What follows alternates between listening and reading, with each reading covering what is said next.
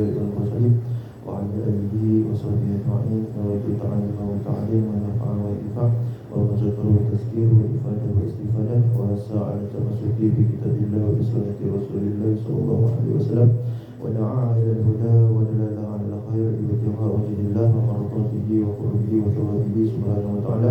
اللهم صل على سيدنا محمد وعلى آله وصحبه وسلم. رب اشرح لي صدري ويسر لي أمري واحلل عقدة من لساني يفقهوا قولي. اللهم افتح قلوبنا في طلب العلم وارزقنا الإخلاص فيه والعمل به والنشر به حتى يأتينا اليقين. اللهم افتح علينا فتوح العارفين وفقهنا في الدين وعلمنا التأويل واجعلنا من العلماء الصالحين. اللهم آتنا بفضلك أفضل ما تؤتي عبادك الصالحين.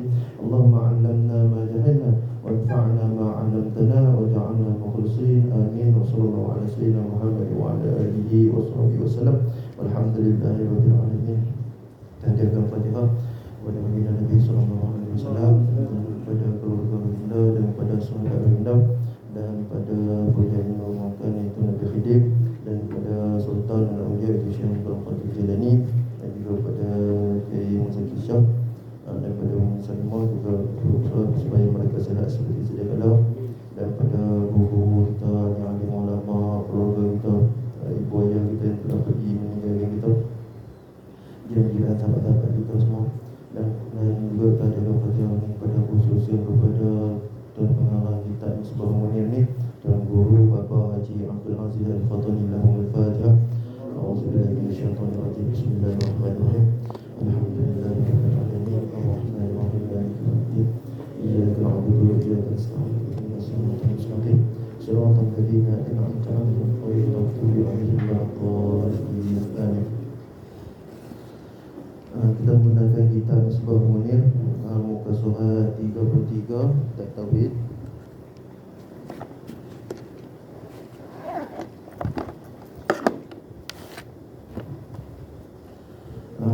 Hari itu minggu lalu kita duduk di sampai yang muka surat muka atas tu, khilafu aula tu, kita berhenti di situ. Jadi saya nak baca sikit sebelum tu sebentar lalu sampai khilafu aula tu bagi kita ingatkan balik .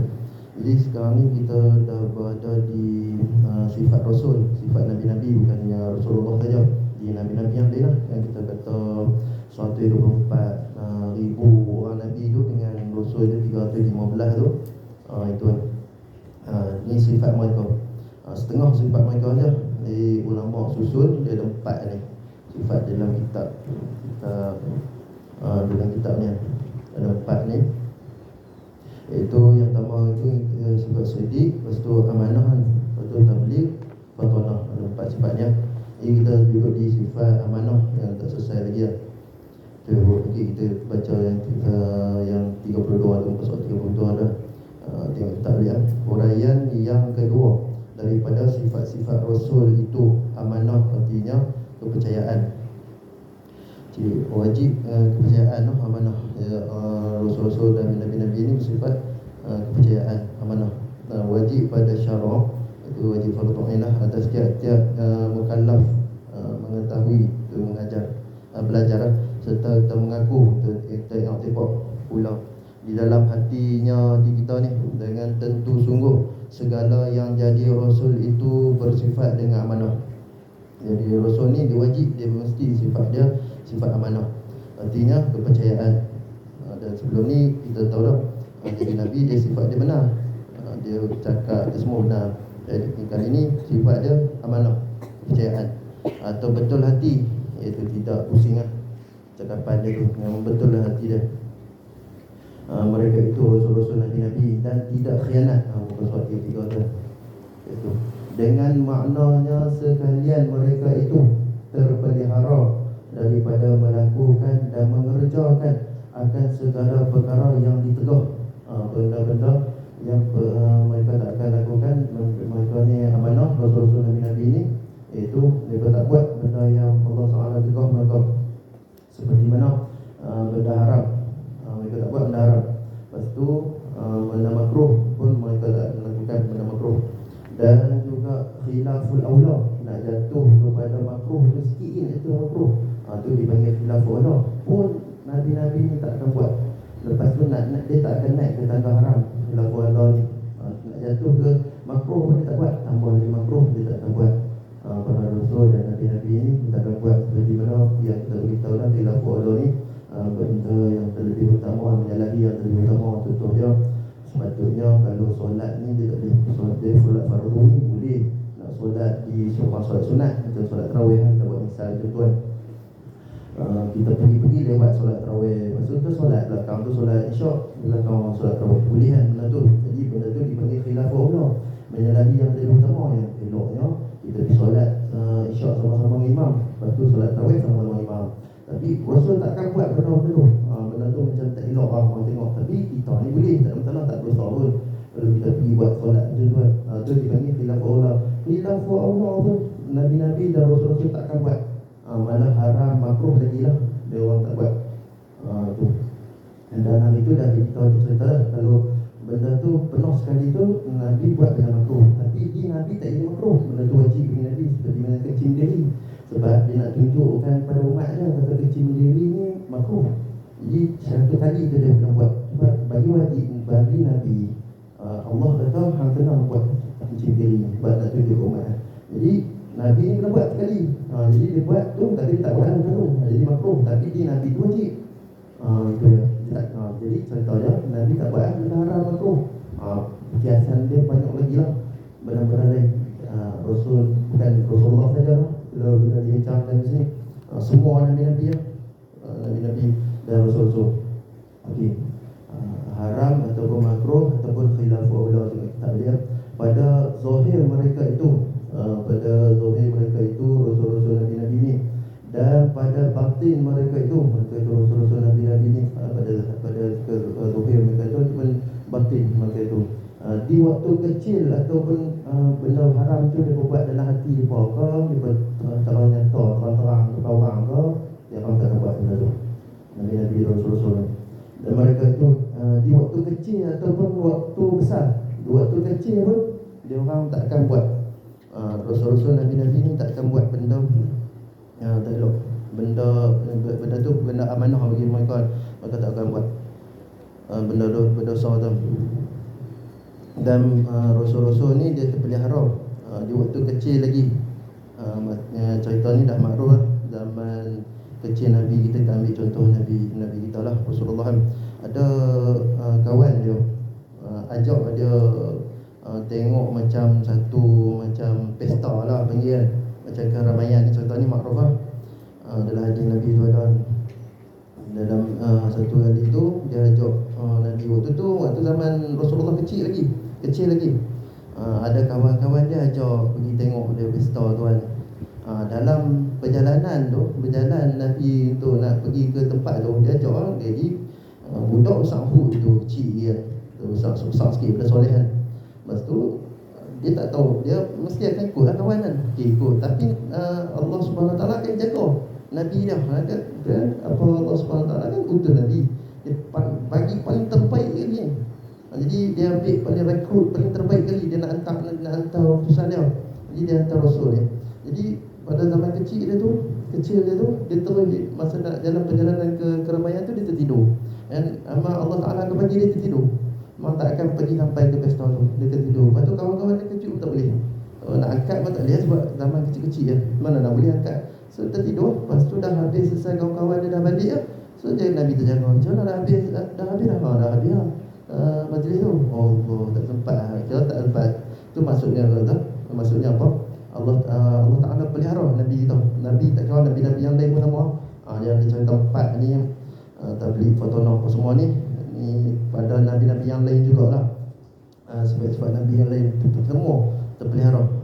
Allah Ta'ala jaga mereka yang Allah Ta'ala nak utuskan Nabi-Nabi Rasul-Rasul ni. Allah Ta'ala pelihara, dia jaga dia. Tu Nabi kita ni dia kira Al-Amin, terpercaya. Itu dia tabligh dahulu daripada jadi Nabi. Masa jadi Nabi pun dahulu, sebelum jadi Nabi ni, dahulu tu sebelum jadi Nabi lagi, Allah Ta'ala jaga orang mereka, pelihara orang. Dan Rasul mereka itu, Rasul Nabi ini sama telah, untuk bahasa kitab lama, sama telah pula pada waktu jadi rasul mereka itu. Sama telah ni, ini kan pula lah, kita bukan bahasa kita macam tu lah. Sama telah ni, ini kan pula pada waktu jadi rasul mereka itu, Nabi-Nabi dan Rasul-Rasul ni. Masa kecil pun kan Allah Subhanahu Wa Taala akan jaga Nabi, ada tersilap sikit. Pasal mereka ni kan terpelihara di mana maksiat. Dan tambah lagi bila akan ini bukan pula waktu jadi rasul. Kan Nabi kita jadi rasul umur dia 40. Jadi masa jadi rasul mestilah Allah Subhanahu Wa Taala akan jaga Nabi kita. Orang baik ni takkan buat benda yang Allah Taala tak suka, Allah Taala larang, mesti dia akan tak buat. Itu. Dan dia tak boleh, dan dalil atas kepercayaan dan betul hati nak dia Tuan Musoni ini Bapa Haji Abdul Aziz kan, dia beritahu dia nak bagi bukti kita ada buat dalil dia ada buat salah. Dan dalil atas kepercayaan dan betul hati mereka itu Rasul-Rasul Nabi-Nabi ini, dan tidak khianat, mereka ni tak khianat dengan amanah Allah Subhanahu Wa Taala bagi pada mereka ni, dan tidak khianat mereka itu Nabi-Nabi dan Rasul-Rasul ni. Ialah kita fikir tilik, kita fikir, kita renung kita tengok balik, tilik balik dengan akal fikiran kita, dengan akal kita yang orang kita tengok balik. Jika mereka tidak betul, kalau lah mereka ni tidak betul, hati mereka tu, hati mereka ni tak betul, kalau mereka ni hati mereka tu tak betul, dan khianat mereka itu, Rasul-Rasul dan Nabi-Nabi ni khianat, dengan bahawa dia nak beritahu ni taswir dia, gambarannya, dengan bahawa mengerjakan mereka itu Rasul-Rasul Nabi-Nabi ni akan perkara yang ditegah. Kalau Rasul-Rasul Nabi-Nabi ni disuruh buat benda yang ditegah, mesti Allah Ta'ala buat benda yang dilarang Allah tu, seperti dia buat benda yang dilarang Allah, seperti mencuri, menipu, semua tuan. Kalau lah Allah Ta'ala suruh mereka buat benda tuan, nescaya adalah kita semua ini umat dia, umat Nabi ni, dalam umat kita ni, umat Rasulullah lah. Tak kira lah umat Nabi lain lah, Nabi Musa, Nabi Adam, umat dia orang, tak kira lah umat zaman dulu ada Nabi dia, pengikut dia ada 70 orang, di mana Nabi Nuh semua tuan. Tak kira lah umat Nabi dulu-duluan pun disuruh khianat, mestilah umat-umat kita ni disuruh khianat juga ni. Misal Tuan Musoneh bagilah, pun disuruh khianat juga, seperti mereka itu juga, seperti pada Nabi-Nabi dah kalau Nabi-Nabi kita ni disuruh khianat, Nabi-Nabi disuruh khianat, mencuri apa semua tuan.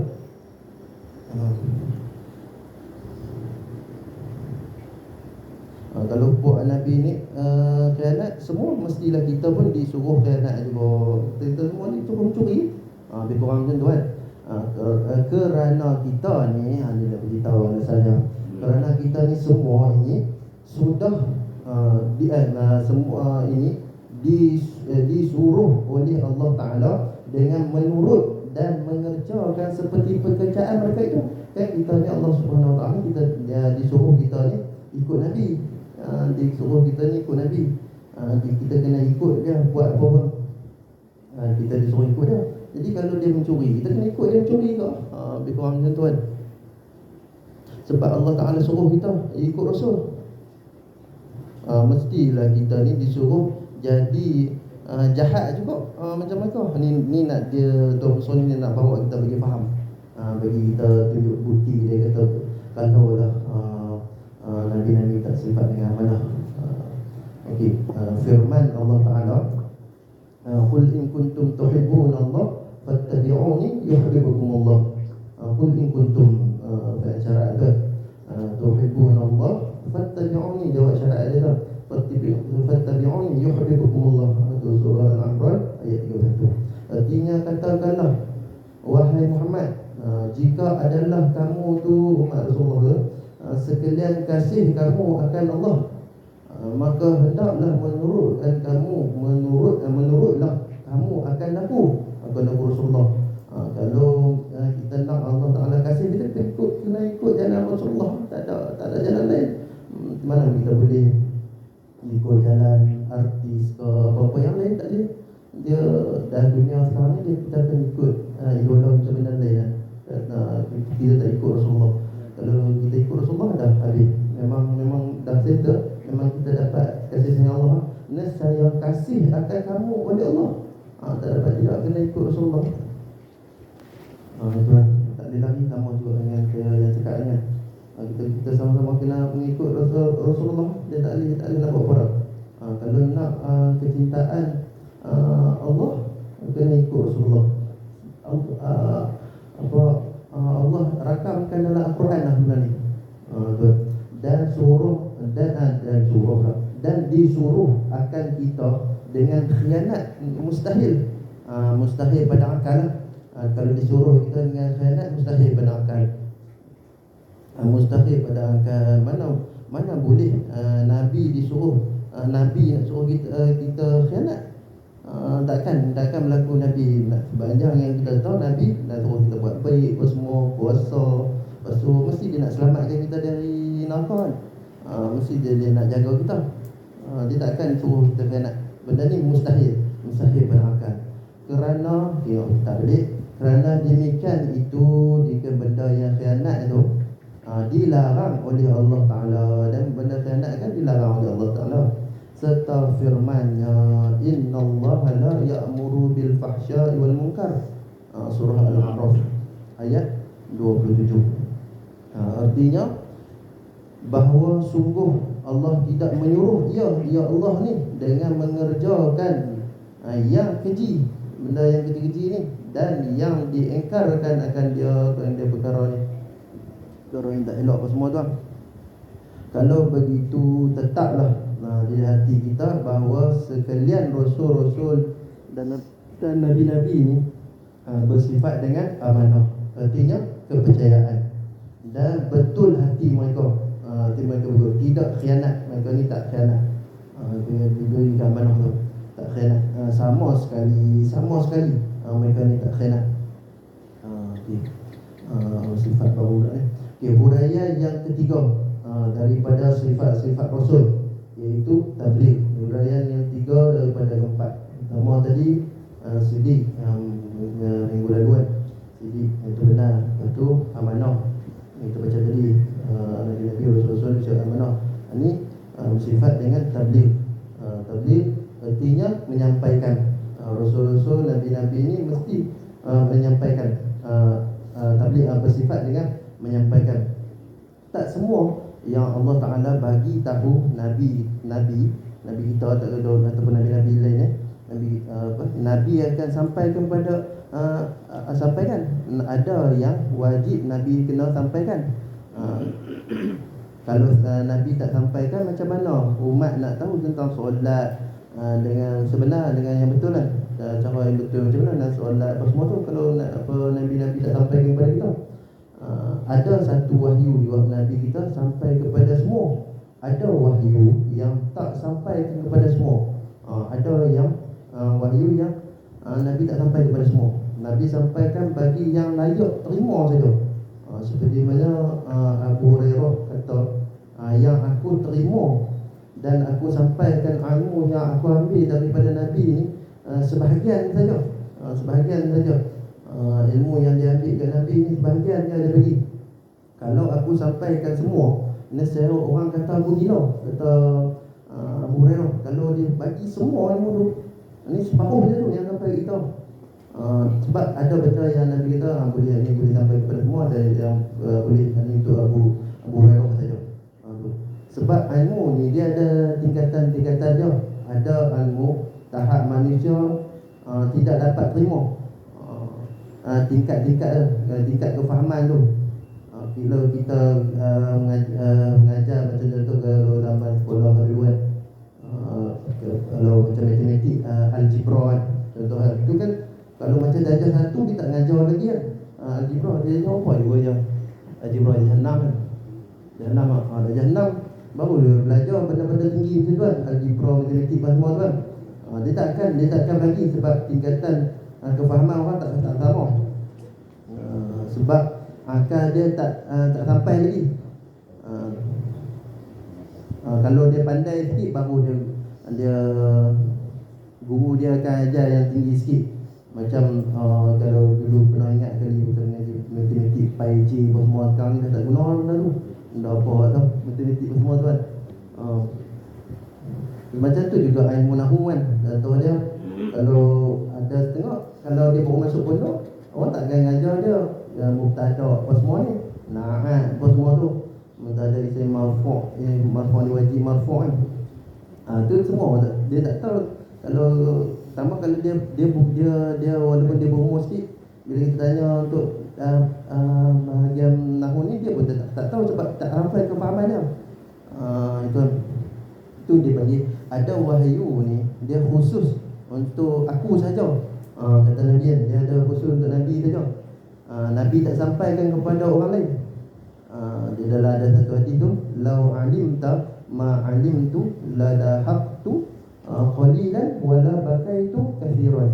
Maksud dia, kalau kamu mengerti, faham apa yang aku faham, ada benda yang kita tak sampai tahap kefahaman kita tu, nescaya kamu suka sedikit, kamu menangis banyak, kata Nabi. Sebab tahap kefahaman kita tak sama dengan tahap kefahaman Nabi. Bayangkanlah Nabi jumpa Tuhan tadi, kata dia tengok lu Tuhan tau. Jadi kita mana nak tahu benda tu, tapi dia sebut, dia takkan bagi tahu tu benda tu rahsia dengan Tuhan. Dia stop di situ je, dia tak tahu. Dia jumpa Tuhan mantap, dia cuma tahu aku terima perintah sembahyang. Ada benda-benda lain dia. Jadi benda tu rahsia, wahyu dia rahsia. Benda tu tak akan sampai kepada umat dia. Betul kata ada benda yang tabligh ni dia menyampaikan, ada yang dia tak menyampaikan, dia tak sampai, dia simpan benda tu, Allah tak bagi dia sampai. Betul. Okey. Wajib pada syarak pula atas tiap-tiap mukallaf, wajib pada tu ialah kita kena tahu.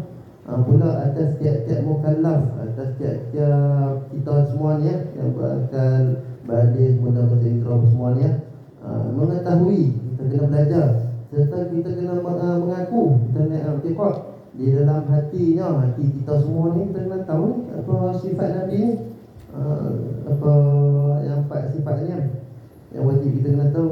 Sidik, benar, amanah, batu ni tabligh. Betul, nanti di depan ni kita akan belajar fadalah Saudi kan. Okey, mengaku, kita kena i'tiqad dalam hatinya, hati kita ni dengan tentu sungguh. Rasul-rasul itu bersifat dengan tabligh. Tabligh ni cara bahasa Melayunya artinya menyampaikan. Tu yang pokok tabligh itu keluar tu disebut tabligh semua ni tempat dia nak nyampai. Tu dia panggil jamaah daripada jamaah tabligh. Tapi dah sampai ke orang ni dia akan sebut tabligh gitu kan. Tabligh. Tu. Tapi dah sampai dah semua orang-orang pun dia disebut tabligh. Jadi naknya dia orang ni nak sampaikan tu, dia ketua habis umur apa semua tu nak sampaikan, kalau pekerjaan dia mulia lah. Itu dia panggil tabligh. Satu jamaah artinya menyampaikan. Jamaah tabligh ni sampai kat Yaman tu. Yaman pun dah Darul Mustafa pun dia ada jamaah yang ada kelompok yang dia minta izin lah kat Abi Omar untuk nak jadi nak keluar dakwah tabligh. Tapi Abi Omar ni dia ada macam ni juga, macam buat tabligh juga. Petang-petang hari Jumaat dia akan pergi masjid tu, tapi dia tak pergi rumah. Masjid dakwah di sana. Kita masjid sana dia ada pelajar di kawasan ni naik van lah. Kawasan ni yang pandai-pandai, pelajar yang pandai-pandai sikit lah. Di kuliah Arab, ceramah Arab. Jadi masjid-masjid dia tak hantar ketua-ketua orang penuh sekali ikut sekali. Kita jaga bagi masak lah, semua tidur masjid tu lah. Tapi dia tak buat macam tabligh Malaysia, dia ketua-ketua orang. Tapi ada tabligh yang minta untuk dia nak buat juga. Ada Habib bagi lah, ada kelompok sikit lah yang di dalam tempat sikit yang nak buat tuan. Kiranya seluruh dunia juga jemaah tabligh. Okey, tabligh artinya menyampaikan. Dia orang kan nak menyampaikan lah. Okey, barang yang tengok kitab dia. Barang yang disuruh mereka itu, rasul-rasul Nabi-Nabi ni kena sampaikan dengan menyampaikan dia rasul-rasul Nabi ni kepada makhluk semua. Dan okey. Macam contohnya Huzaifah bin Yaman. kan, yang pemegang rahsia rahsia Rasulullah kan, dia penulis nama-nama puak munafik kan. Sampai kan Sayyidina Umar pun tanya Huzaifah bin Yaman, adakah aku ni tertulis nama aku di dalam puak munafik juga, buku catatan daftar munafik juga? Kadang waktu yang di sini kita tengok, baru kita tahu kata bukti semua sahabat tak semua tahu. Ini Nabi bagi hanya kepada Huzaifah bin Yaman lah. Kadang sahabat tu bila kadang sahabat tengok dia dan dia tak akan bagi tahu Sayyidina Umar juga. Dan sebab ni rahsia wahyu dia dengan Nabi. Dia ada bagian-bagian dia. Huzaifah bin Yaman dia baik dengan Rasulullah macam ni pula. Sayyidina Umar dia baik dengan Rasulullah macam ni. Kadang sahabat tengok kalau ada orang mati, Huzaifah pergi atau tidak. Kalau tak pergi tu maksudnya kalian ada kemungkinan orang itu munafik. Dia ada catatan lah Rasulullah tulis, ini Wahabi ni kan Wahabi lah, apa ni munafik ni, silap tu lah, munafik kan, ni munafik dia tulis, ni munafik kan tulis. Ini bukti wahyu. Ada yang Nabi tak bagi tahu kepada semua sahabat dia. Ada yang Nabi bagi tahu semua. Tapi yang wajib Nabi tapi kita jangan anggap kata ada Nabi rahsia dah. Dia Nabi ni complete set dah. Dia dah bagi tahu dah solat puasa tu dah wajib dah, kita selesai dah daripada nak masuk syurga tu, clear dah. Tapi ni ada benda yang Nabi memang tak boleh bagi tahu ni. Tu rahsia Nabi je. Ada benda tapi tak merosakkan kita pun. Tu Nabi tu ada Nabi ni. Tu. Dan tentu dalam kitab ni pun Rasulullah akan beritahu juga. Dan tentu mereka tidak menyembunyikannya. Kalau benda yang wajib, Nabi-Nabi dan Rasul tak sembunyikan benda tu. Kadang-kadang dia perkara yang disuruh menyembunyikan tu dan menyampaikan tu. Dan di bahagian tabligh itu 3. Ni dia beritahu. Dan bahagian tabligh itu 3 dalam kitab. Dan bahagian tabligh itu 3, iaitu wajib tabligh. Ni wajib pada barang yang disuruh, wajib dia kena sampaikan. Akan mereka itu menyampaikan dia. Dia barang ni perkara yang disuruh sampaikan tu. Dan mustahil dia takkan sampaikan. Impossible dia sampaikan. Tabligh mustahil dia sampaikan. Pada barang yang dilarang akan mereka itu menyampaikan dia. Dan perkara macam wahyu ni dia tak akan sampaikan macam tadi ya. Dia Huzaifah bin Yaman pegang betul-betul. Sayyidina Umar pun yang dijanjikan 10 orang sahabat masuk syurga tu, dia tak beritahu. Sebab Nabi kata jangan beritahu. Itulah dia memang Nabi pun hanya beritahu dia aja. Tu. Dia mustahil dia akan beritahu. Dia situ dia wajib tabligh dan mustahil tabligh. Ada Allah Taala larang sampaikan. Khas untuk Rasulullah je. Tu wali Allah pun sama juga. Mereka itu penyimpan rahsia Allah. Ada wali ni dia tahu perkara yang akan jadi ke depan. Seperti mana yang kita tahu dah kan. Contoh Nabi Khidir, ada setengah kata Nabi, ada setengah kata wali. Dia kata Nabi, dia kata dia walian, ada kata Nabian. Dia tahu apa akan jadi ke depan. Dia bunuh anak apa semua kan. Ada cerita dia dengan Nabi Musa. Ilmu Allah ni bagikan ni ke Nabi Musa pun. Nabi Musa pun tak tahu. Tu umat Nabi Musa ni dia tanya Nabi Musa, siapa yang alim lagi dalam masa sekarang ni, masa zaman Nabi Musa tu lah. Nama kita tu tak lahir ke Rasulullah. Nabi Musa kata aku yang paling alim ni sebab aku Nabi. Tapi betul lah Nabi Rasulullah kata, Nabi Musa kata betul. Tapi Allah Ta'ala terus jawab pada Nabi Musa, ada lagi yang alim dari engkau. Kita tengok Nabi Musa, dia kata Nabi Khidir lah, yang tengok cerita dia makruf tu. Kita tengok Nabi Musa pun pergilah nak menuntut ilmu dengan apa Nabi Khidir tu kan. Panjanglah cerita dia dengan pengalaman di jalan penuh. Orang yang semulia-mulia Nabi Musa tu, bila Allah SWT tegur dah bertuan, terus dia pergi. Dia terbaik pada kaum dia tu pun, dia terus pergi belajar, pergi menuntut ilmu. dekat Nabi Khidir. Lepas tu kan ada banyak cerita kisah dia, sampai satu kisah dia bunuh budak. Lepas tu kenapa kau bunuh budak? Jangan tanya soalan kat tuan. Jangan tanya dan tegur. Tak boleh ni, kenapa bunuh budak? Dia kata tak, ni nanti aku tahu dah, nanti akan datang dia akan jadi kafir. Bila dia mati ni jadi Islam zaman dia kecil. Tu kata dia dah tahu dah masa depan tu. Jadi tu atas Allah SWT lah. Dia punya ni ilmu Allah. Itu.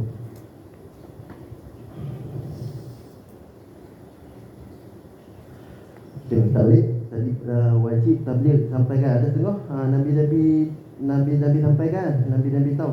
Nabi sampaikan. Dan ada setengah Nabi mustahil. Nabi sampaikan tabligh, Nabi sampaikan. Tabligh ini menyampaikan lah. Dan harus kat sini harus tabligh pada barang yang diberi pilih. Harus ni harus bagi Nabi kita, Nabi kita kan Nabi yang lain-lain lah. Harus tabligh pada barang yang diberi pilih akan mereka itu rasul-rasul Nabi-Nabi ini dengan menyampaikan dan menyembunyikan kepada makhluk. Harus pada akalan. Boleh Nabi-Nabi ni nak bagi tahu, dan boleh Nabi-Nabi ni tak mau bagi tahu, rasul-rasul tak mau bagi tahu. Dibagi pilih kat Nabi. Kalau Nabi bagi tahu tak apa, tak mau bagi tahu pun tak apa. Itu. Dan bagi bahagian menyampaikan itu pula pun tiga juga. Menyampaikan itu pun tiga juga, iaitu wajib menyampaikan pada barang yang dilarang. Ni tadi barang suruh, ni barang dilarang pula. Akan mereka tu menyampaikan. Barang dilarang menyampaikan pun wajib dia kena sampaikan barang larang. Macam wala taqrabu zina apa semua tu, tak boleh zina apa pun. Dah beritahu kata zina tak boleh. Okey, itu barang wajib, dia kena beritahu benda yang dilarang. Dan mustahil menyampaikan pada barang yang disuruh. Akan mereka itu menyampaikan barang dilarang ni ada benda yang mustahil, benda yang takkan disampaikan pada kita. Ada perkara benda tu, benda yang mereka nak sampai tu. Dan harus benda yang benda dilarang ni dah harus menyembunyikan pada barang yang diberi pilih. Nak sembunyi ke apa, tak mau sembunyi tak apa. Mereka itu rasul-rasul Nabi-Nabi dengan menyembunyikan dia. Dengan menyembunyikan barang tu, perkara tu lah. Yang menyampaikan dia ataupun dia perkara tu kepada makhluk ni, pada kita semua lah. Benda yang dilarang dan yang diboleh nak bagi sampaikan ataupun diberi pilih oleh Allah. Nak sampai boleh, tak mau sampai tak apa. Itu. Dan dalil atas tabligh mereka itu, dalil atas tabligh mereka itu, ni Nabi kita tadi dia bagi dalil amanah. Ni Nabi menyampaikan pula Nabi tabligh. Kalau Nabi-Nabi ni nak Tuhan Rasul ni nak beritahu bukti kata Nabi-Nabi dan Rasul-Rasul ni menyampaikan tabligh mereka itu ialah kita fikir, kita renung. Tuhan Rasul ni Tuhan Aziz ni dia nak bagi kita fikir, bawa kita fikir, kita renung, kita tilik, kita tengok dengan akal kita, pandang, kita fikir dengan akal kita, fikiran kita, iaitu jika mereka tidak bersifat dengan tabligh. Kalau mereka tak bersifat dengan tabligh, mesti mereka bersifat dengan kitman kan, menyembunyikan kan. Yakni menyampaikan, tabligh menyampaikan barang yang disuruh, akan mereka itu menyampaikan dia kepada makhluk ni. Kalaulah mereka ni tak bersifat dengan menyampaikan, tak bersifat dengan tabligh, nescaya adalah, tengok kita balik muka surat 34, nescaya adalah mereka itu bersifat dengan sifat kitman.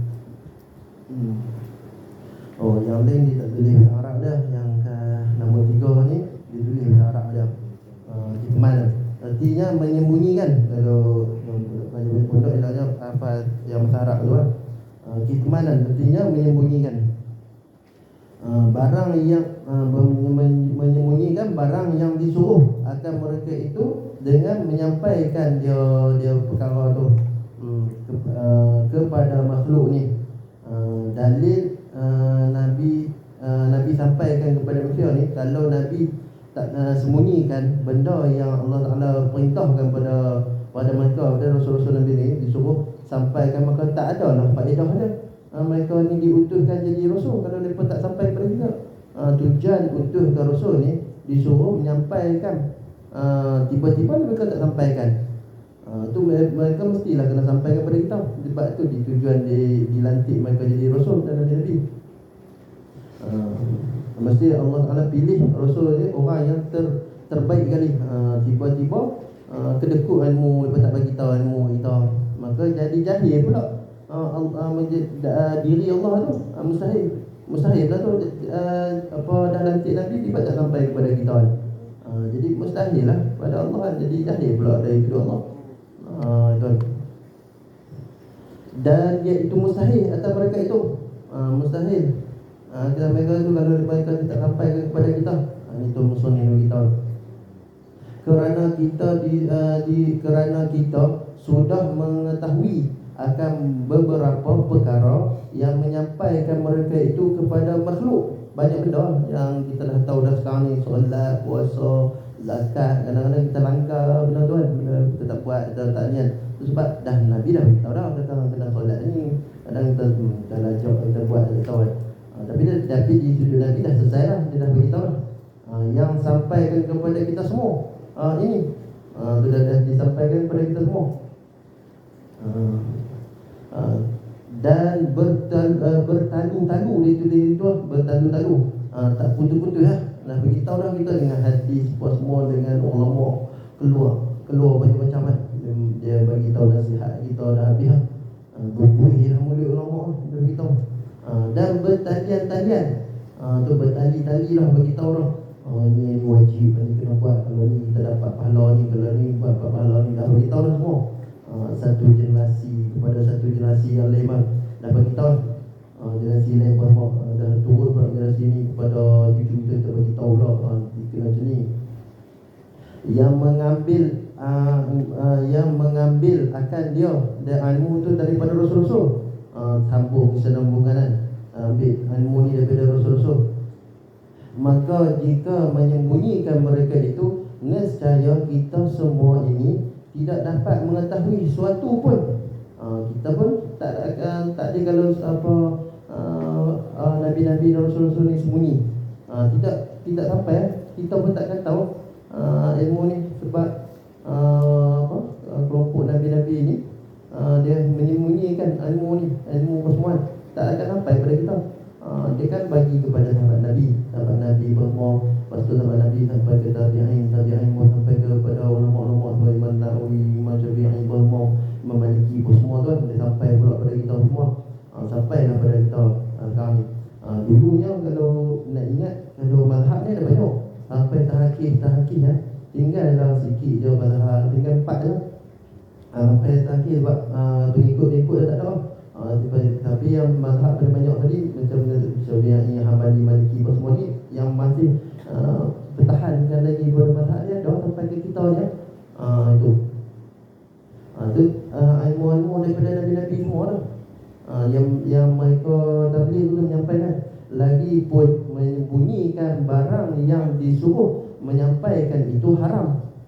Lagi dikutuk akan dia barang tu, tak boleh sampai kepada kita tu, dikutuk akan dia. Kalau begitu, sabda Nabi SAW, katimul ilmi mal'un, artinya bermula yang menyembunyikan ilmu itu dilaknat akan dia, laknat akan dia orang ilmu tu. Kalau begitu, kejaklah di hati kita bahawa Rasul-Rasul itu bersifat tabligh, menyampaikan. Artinya menyampaikan, tidak menyembunyikan sekali-kali. Allah alam, kiranya masa khutbah Rasulullah yang terakhir tu pun, Rasulullah dah beritahu dah, aku dah selesai dah, dah bagi semua dah. Apa yang Rasulullah kena sampaikan kan, semua dah bagi tahu. Kira nak ke kita je nak buat ke tak mau buat. Dari sudut Rasulullah dah terlepas, dah bagi tahu semua dah. Uraian yang keempat daripada sifat Rasul, fatonah, artinya cerdik. Ni kira penutup lah.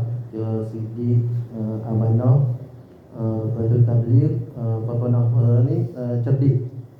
Itu fatonah artinya cerdik dan bijaksana. Orang Ibrah bijaksana ni kiranya nak lantik wakil, nak hantar wakilan, mesti yang terbaik. Kalau Malaysia contohnya dia nak hantar wakil bola sepak, mesti dia panggil dia hardcore punya, memang terror betul main bola kan. Mesti dia panggil yang memang terror main bola, hantar pergi. Itu juga nak lantik jadi rasul ni, Allah SWT ambil paling terbaik kali ni, handsome apa semua. Itu. Okey, kalau kita tengok di situ kan, Nabi ni kalau tengok kan, kalau dia cerdik kan, Nabi kan kalau ni terkenal, Nabi ni pandai baca tak? Kalau kita tengok kan, pandai baca menulis tak? Tak pandai kan? Kita tengok kan, baca menulis tu, kalau tak pandai baca, tak pandai menulis tu, kemuliaan bagi Nabi Rasulullah. Kalau kita tengok kan, diturunkan Al-Quran kan, Rasulullah ni terkenal dengan ummi, tu digelar Rasulullah ni ummi, tak pandai baca dan tak pandai menulis. Dia orang panggil pun sebab apa Allah SWT buat macam tu.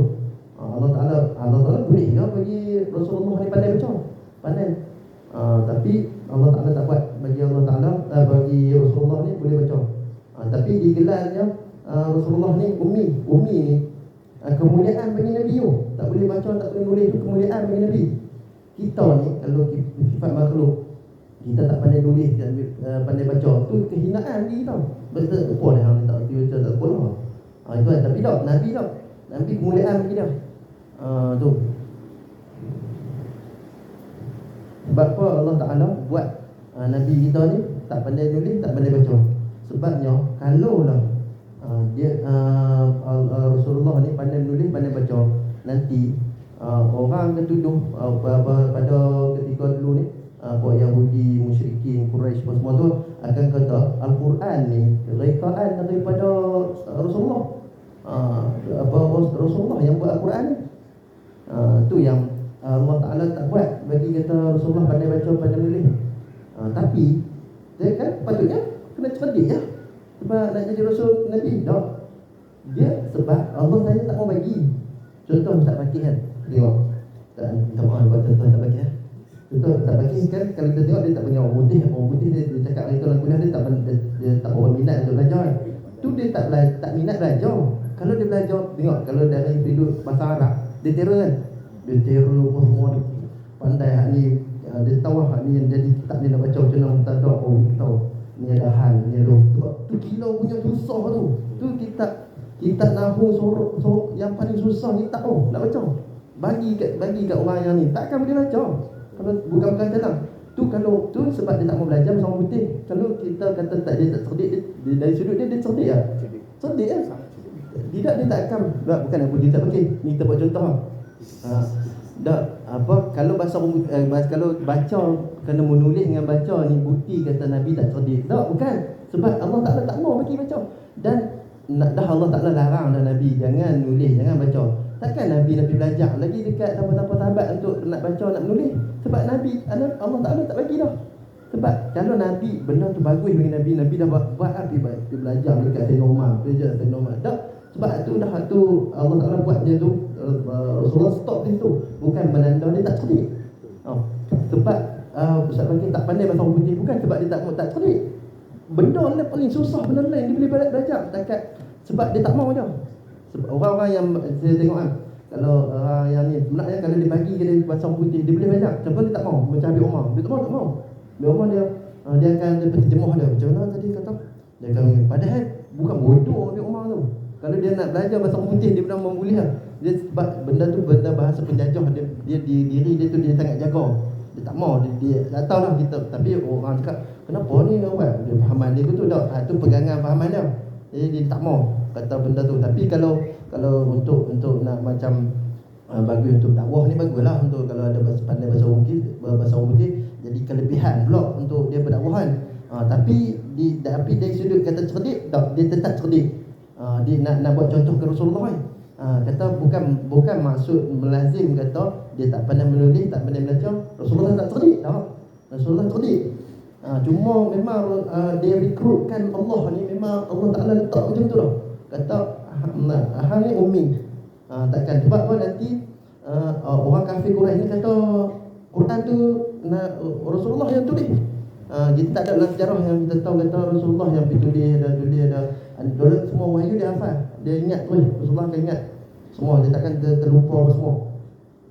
Itu Rasulullah. Itu sebab masa zaman kerajaan mana tu sultan kan Rasulullah akan tahu semua surat-surat ke sultan. Ada yang suka yang bismillah kan, tapi ada setengah sultan tak suka. Lepas tu dia suruh padam nama Allah dengan Muhammad. Jadi Sayyidina Ali ni yang diutuskan benda tu tak mau lah, tak suka lah untuk padam lah, benda tu tak elok lah. Lepas tu Sayyidina Rasulullah kata tak apa, bagi tahu yang mana satu nak padam, tunjuk Ali. Dia kata betul. Dia ambil padam kan, lepas tu mana Ali? Maksudnya Rasulullah ni umi. Itu betul. Ada kalau sebelumnya disuruh Sayyidina Ali, tapi Sayyidina Ali tak tergamuk nak padam nama Allah dengan Rasul, nama Muhammad. Jadi Rasulullah sendiri padam. Untuk sebab dia nak hantar kaum, hantar dakwah, hantar kepada kerajaan tu, ada kerajaan terima untuk Bismillahirrahmanirrahim, surat yang nak mengislamkan negara kau tu. Itu. Okey. Wajib pada syarak pula atas tiap-tiap mukallaf, setiap kita semua ni mengetahui, belajar serta mengaku dalam hatinya kita semua ni dengan tentu sungguh Rasul-Rasul itu bersifat dengan fatona, cerdik ya. Artinya cerdik dan bijaksana. Bijak itu bijaksana ni makna dia dapat dapat lawan hujah musuh dia. Dapat lawan hujah musuh. Kalau Abu Jahal datang dia berhujah, Nabi kita diam, macam mana nak patahkan hujah dia? Nak sebarkan Islam je tu, nak sebarkan agama ni. Kalau Nabi pun diam, dia tak lawan hujah. Mesti boleh mematahkan cerdik dia ni, boleh mematahkan hujah musuh. Hujah musuh seperti mana Nabi Ibrahim kan mematahkan hujah Namrud kan. Tu sampai lah kali dah Namrud dah tension dah, budak ni dah pandai jawab, dia ni berjawab, ni berjawab, dia kata aku buang api lah. Tu lah kali dia buang api, tak kira memang aku tahu lah kamu hang betul. Lagi memang betul aku dah buang api juga. Dia tu dah habis lah, hujah dia tak boleh lawan. Dia jawab tu nabi-nabi yang dia utus dia memang cerdik. Fatona, cerdik, bijaksana. Dan tentu tidak bodoh mereka itu. Mereka itu rasul-rasul nabi-nabi ini, maka menghendaki dakwaan yang sesat. Tu untuk nak orang apa? Mereka itu menghendaki pula, menghentikan dakwaan yang sesat, nak patahkan hujah orang sesat ni. Tu dah bagi tahu. Dia kan kalau ada setengah okey hujah ulama yang macam Wahabi kan, dia tak boleh bakit sebab ulama banyak. Pam debu ni pun ulama kibah pam. Dan nanti akhir zaman ni ulama kurang dah depa akan naik lagi. Syiah berapa semua ni sebab ulama kita dah cover. Dia patahkan hujah depa. Depa tak berani bersuara. Diam. Sebab ulama kita pertahankan lagi.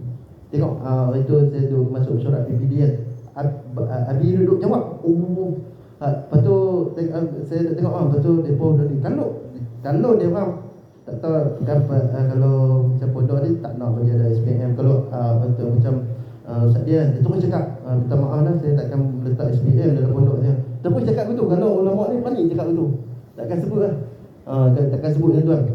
Jadi mereka ni kan semua ulama tak kira dari hujah fiqh, dari hujah apa semua, dia orang akan mematikan hujah. Jadi macam tu lah, macam tu juga dengan Nabi-Nabi, dia mematahkan hujah. Kalau mereka tak ada, habis lah. Sama juga dengan ulama kita. Mereka masih ada lagi. Tu yang orang lain tak berani, diam lagi. Kalau habis dah tak ada ulama, dah habis semua. Dah dia boleh buat maksiat, dia masuk dia. Tu. Saya tengok masa Tok Guru Jadi kan, dulu anak masa Tok Guru Jadi ada, Tok Jadi ni Siliau punya kitab Nahwu. Masa Tok Guru Jadi semua tak berani. Waktu tu macam nak ubah pondok dia apa semua. Tiba Tok Guru Jadi meninggal. Terus anak dia ambil alih pondok tu, terus pondok tu jadi pondok Wahabi. Pondok Wahabi. Lepas tu lingkup terus pondok tu. Tak tahu jenis Cina tu. Lepas tu Sadin buka pondok lah dekat Jorok lah. Jadi banyak kan pondok Siliau tu, anak murid dia semua main jadi ke pondok apa Sadin. Ada apa Ustaz Iwan yang ngaji lama-lama sana yang saya perasan dulu Mak Akram yang mengaji lama sana, dia pindah katanya sebab pondok dia tu dah jadi pondok Wahabi lah. Macam dia, anak-anak dia boleh jadi, anak dia ngaji ke Mekah pula. Waktu tu dah balik tu dia dah sebarkan Wahabi mula dah okey. Dah lah kali dah dia. Itu lah. Jadi kalau masa ulama ada tu awal dia boleh patahkan hujah kan. Dia Tuhan ni hujah ni dia boleh jawab, ni hujah dia jawab. Dia orang macam terdiam sikit lah, macam Nabi-Nabi ni lah. Yang okey, tengok balik kita yang timbul tu yang menghentikan dakwaan yang sesat kan. Sesat ni mereka duk lawan lah. Yang membetul yang timbul daripada orang yang kafir, orang kafir pada ketika tu. Seperti mana Abu Jahal tanya Nabi macam mana naik Isra Mi'raj semua tu di Mekah. Dia pergi ke Masjid Aqsa tuan. Lepas tu tanya pula berapa tiang Masjid Aqsa ada kat sana. Ini contoh ni makruf lah. Kalau kita naik unta berbulan-bulan pun sampai. Nabi pergi cerita dia tu sampai dia duduk kat rumah isteri yang mana tu, sampai panas tu pun tak habis. Dah sampai balik ke tempat tidur dia balik. Panas tempat baringan Nabi tu kan. Ada tengah ceritanya tuan-tuan. Riwayat sirah kan. Lepas tu Nabi di sana dah atas urusan wahyu apa semua kan. Tapi bukan nak kira tiang Masjid Aqsa tu. Pergi sana tak kira tiang tu. Ada urusan penting lain lagi. Tapi Allah Ta'ala nyatakan depan Nabi. Dia buat macam 3D depan Nabi. Nabi kan wahyu Nabi kan. Dia beritahu kan tentang mujizat Nabi kan. Tiang ni ada berapa, pintu ni ada berapa. Lepas tu masjid ni ada berapa, dia punya ada tingkat ada berapa. Kalau kita tengok kat negara Arab banyak tiang banyak kat masjid-masjid negara Arab. Dia tiang tu tengah-tengah tu dia pasang banyak. Kalau ada ke bila cerita-cerita benda semua tu, tapi ada orang yang kata betul. Oh betul, yang pernah pergi dah Masjid Aqsa dia kata betul. Ada ke beriman juga Abu Jahal apa semua kita tu? Tak juga beriman. Tapi kita je alhamdulillah kita tak pernah tengok Nabi pun pada akhir zaman ni. Tapi alhamdulillah kita beriman ke Nabi.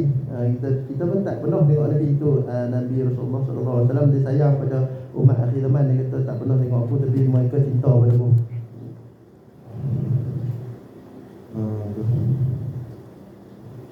Dan apa lah? Wish dah mesti itu juga lah.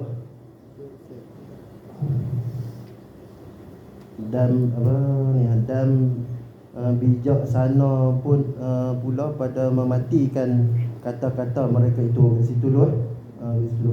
Wallahu